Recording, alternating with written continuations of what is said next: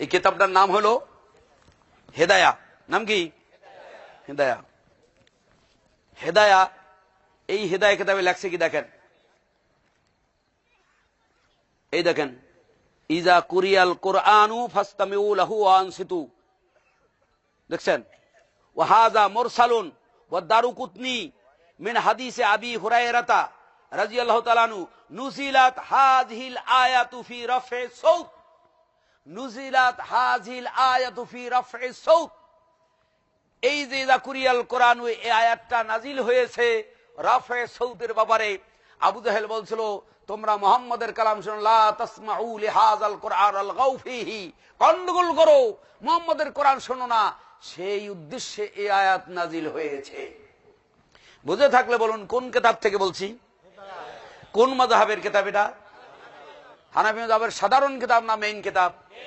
হানাফি মাযহাবের সবচাইতে মেইন কিতাব যেটি, সেই কিতাব দিয়ে বললাম। তাহলে এই ইজা কুরিয়াল কুরআন দিয়ে যারা সূরা ফাতিহাকে বন্ধ করতে চায়, বুঝতে হবে তারা দুইটি রোগে আক্রান্ত। হয় তারা বুঝে নাই, আর না হয় বুঝার পরও জেনে শুনে জাতিকে ধোঁকা দিচ্ছে। হে মুসলিম জাতি, গেল এই আয়াত। দেখেন এরপরে কি বলছেন। অনেক দলিল বলা হয়েছে। ইবনে হিব্বান আন আব্দুর রাজ্জাক ও দারুকুতনি মওকুফান বেলফজে ফিহি জুমরাতান।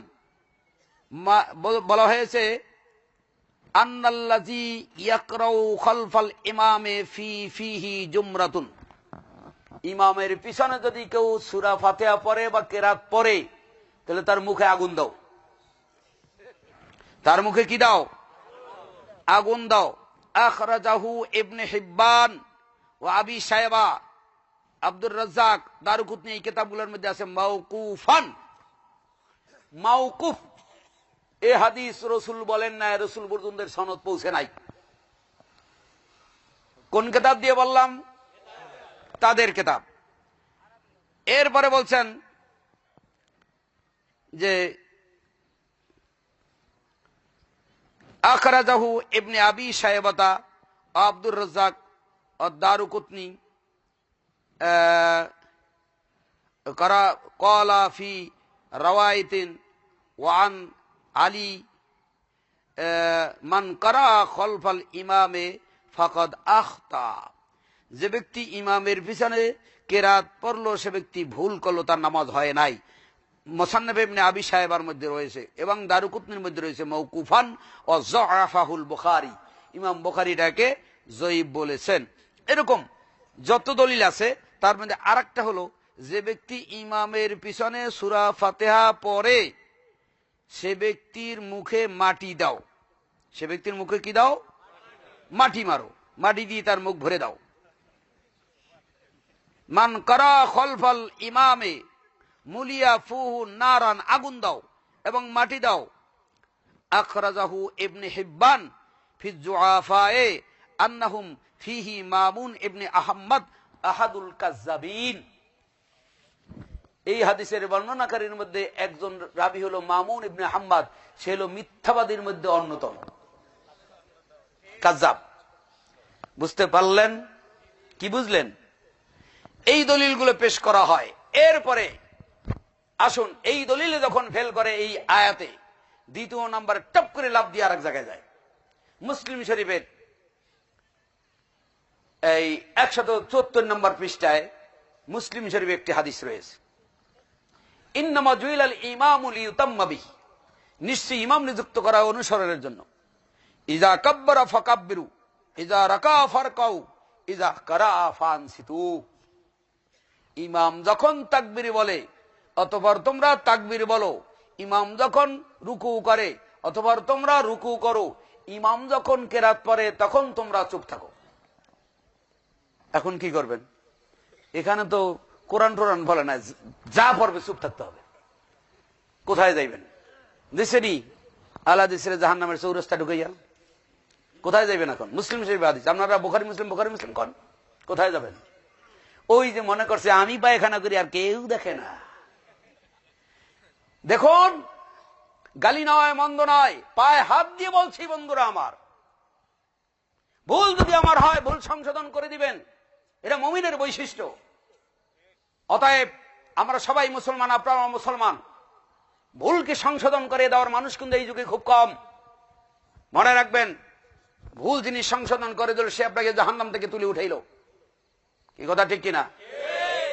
এই হাদিসে বলা হলো যে ইমাম পড়লে তোমরা চুপ থাকবে, তাই তো? তাই তো মুসলিম শরীফের হাদিস। এখন কোথায় যাবেন? এই হাদিসটি হলো মেইন, কিন্তু আসল গোড়ায় সিসিন ফাঁক। এই হাদিসটা খুলেন মুসলিম শরীফ, হাদিসের সনদের মধ্যে রয়েছে আন কাতাদাতা, হাযিহি জিয়াদাতু আন কাতাদাতা। এই যে ইজা কারা ফা আনসিতু, এই শব্দটুকু এটা কাতাদা অতিরিক্ত বর্ণনা করেছেন, এটা রাসূলের কথা নয়। পাইলেন? আবু দাউদ শরীফের 119 পৃষ্ঠার 13 নম্বর লাইনের নিচে ইমাম আবু দাউদ এই হাদিসটি আনার পরে বলছেন, হাযিহিল লাফজাতু ইজা কারা ফা আনসিতু লাইসাত বিমাহফুজাতিন। এই যে ইজা কারা ফা আনসিতু, ইমাম বলে তোমরা চুপ থাকো, এই কথাটুকু এটা লাইসাত বিমাহফুজাতিন, এই কথাটুকু সংরক্ষিত নয়। আল আহমু ইনদানা আবু খালিদিন, আমাদের কাছে এটা প্রমাণিত রয়েছে, এটা আবু খালেদের মন্তব্য, এটা রাসূলের কথা নয়। কয়টা দলিল গেল? তারা তিনটা দলিল, মেইন তিনটা দলিল পেশ করেন। কয়টা? তাহলে এই দ্বিতীয় নম্বরের দলিলটা কি মানার যোগ্য থাকলো? ইমাম যা যা করে মুক্তাদির তাই করতে হবে, কিন্তু ইমাম পড়লে চুপ থাকো এই কথাটা রাসূল বলেন নাই। প্রমাণ ওই হাদিসের সনদের মধ্যে রয়েছেন। সম্মানিত উপস্থিতি, 3 নম্বরে যে দলিল সেটা হলো ইবনে মাজার 61 পৃষ্ঠার 18 লাইনের নিচের থেকে একটি হাদিস, যে হাদিসটি এই কিতাবের 109 পৃষ্ঠায় বলেছে লা ইয়াকরাউল মুতাম্মু খালফাল ইমাম, ইমামের পিছনে কিছু পড়া যাবে না। লিকাউলিহি আলাইহিস সালাম, রাসূল সাল্লাল্লাহু আলাইহি ওয়াসাল্লাম বলেছেন, মান কানা লাহু ইমামুন ফাকরাতুল ইমাম লাহু কিরাতুন, যে ব্যক্তি ইমামের পিছনে সালাত আদায় করবে, ইমামের কিরাতই মুক্তাদির কিরাত, ইমাম পল্লী মুক্তাদির হয়ে যাবে। দেখেন, ইমামের কেরাত মুক্তাদির কেরাত, ইমামের ফাতিহা মুক্তাদির ফাতিহা, তা কিন্তু বলা হয় নাই। কেরাত বললে সূরা ফাতিহা বাদ দিয়া 113টা সূরা বুঝাইবে, কিন্তু সূরা ফাতিহা নয়। যেহেতু 113টা সূরার যে কোনো জায়গা থেকে 3 আয়াত পরিমাণ পড়লে হয়ে যাবে, কিন্তু সূরা ফাতিহার শুরু থেকে শেষ পর্যন্ত না পড়লে হবে না। বিদায় কেরাত বললে সূরা ফাতিহাকে বাদ দিয়ে 113টা সূরাকে বোঝাবে। তাহলে কেরাত পড়ার সময় ইমামের কেরাতই মুক্তাদির কেরাত, এই হলো তাদের হেদায়ের দলিল। এইবার দেখেন ইমাম আবু হানিফা রাহমাতুল্লাহ কি বলছে, শুনবেননি? শুনবেননি? শুনতে মনে চায় না? দেখেন, ভিডিও হচ্ছে, শুনুন। ইমাম আবু হানিফা রাহমাতুল্লাহ আলাইহি, আল্লাহ তাকে জান্নাত নসিব করুক, যেহেতু তার কথা এখানে যদি আমরা না পেতাম, সত্যকে আমরা উপস্থাপন করতে পারতাম না। হে দুনিয়ার বাসী, শুনুন, কিতাব আমি খুলে দেখাচ্ছি। এই হেদায়েত কিতাবের সাথে একটি কিতাব আছে দেরায়া, 120 নম্বর পৃষ্ঠা, দেরায়ার 31 নম্বর লাইন। দেখুন এখানে কি লিখেছেন। হাদিস, মান কানা লাহু ইমামুন ফাকরাতুল ইমাম লাহু কিরাতুন, ইবনে মাজাহ। ইবনে মাজাহ থেকে এই দলিলটা এনেছেন। এরপরে বলেছেন আন জাবিরুল জুফি, বর্ণনা করেছেন কে? জাবির জুফি। আহুয়া যায়ীফুন, দেখেন ঠিক বলছি না মিথ্যা বলছি? আহুয়া যায়ীফুন, জাবির জুফি কি? যায়ীফ ব্যক্তি। এইবার মজার কথাটা শুনেন।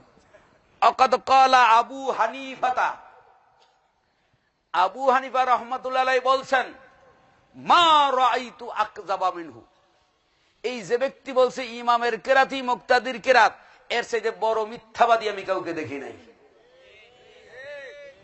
কি বুঝলেন? কি বুঝলেন? তাদের কিতাব দিয়ে বললাম না আমার বাপের কিতাব দিয়া? তাদের কিতাব। কথা ঠিক কিনা? আহলে হাদিসরা খারাপ কেন?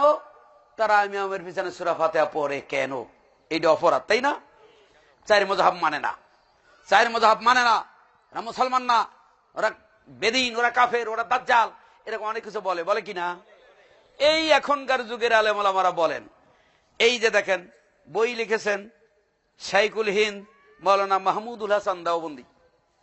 আজ থেকে 130 বছর আগে এই বইটা লিখে গেছেন শাইখুল হিন্দ। সারা ভারতবর্ষের মধ্যে বড় আলেম তিনি।